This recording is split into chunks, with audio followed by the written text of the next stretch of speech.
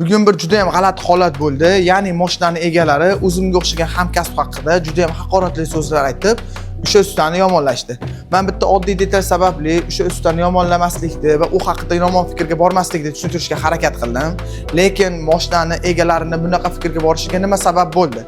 Siz mashinaga qo'yib turgan detalingiz haqida egalariga ma'lumot bering.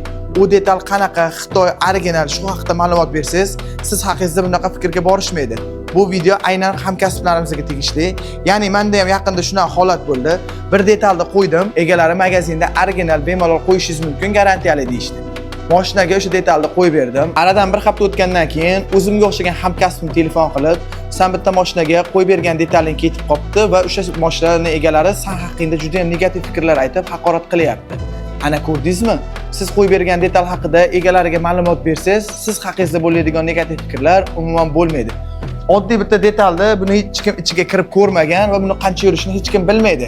Lekin shunga e'tibor bering, qo'yib turgan detalingiz haqida egalariga ma'lumot bersangiz, mashinada ertadan keyin shu detal ketib qolsa ham, siz haqingizda negativ fikrga borilmaydi. Nimaga? Qo'ydirgan zapchasi haqida egasida o'zida ma'lumot bo'ladi. Video manfaatli bo'lgan bo'lsa, videoga bitta like bosib, profilimizga obuna bo'lib qo'ying. Sizga bunaqa foydali ma'lumotlarni doim berib boramiz.